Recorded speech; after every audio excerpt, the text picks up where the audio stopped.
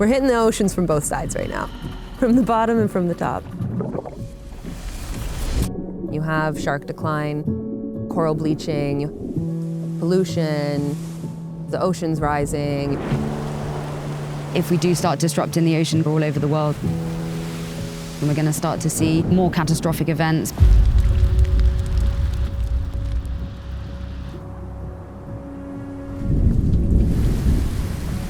It affects us a lot more than we think it does. The oceans are producing up to 80% of the oxygen we breathe.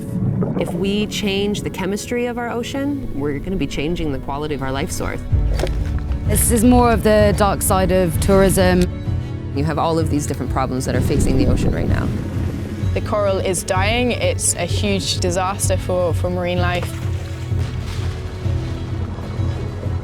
This ecosystem, all of that would be gone if sharks weren't there. Here we go. Here we go. This is the Coral Triangle. This is where the most biodiversity of sharks should be happening in the world. But they're not here. There's so many different problems that are happening right now in terms of marine conservation. It's good that people kind of address all of them, but I find it's a little bit better when people focus on one. Everything is interconnected. If you take one chain bit out, then the others can't link. The ocean gave me everything, and I kind of hit a point where I had to do something for it.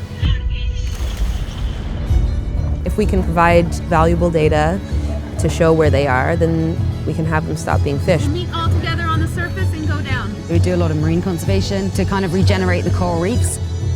The ones that we can save, we want to save. There are people here and we're starting the conversation. They leave here as ocean and shark advocates. And that's really kind of the basis of conservation, is education and awareness. We arrange a new approach to make them realize that actually they can do something. They have to understand that this is really beautiful. They should protect the ocean, protect their island. And then maybe they can make it like a legacy to their kids.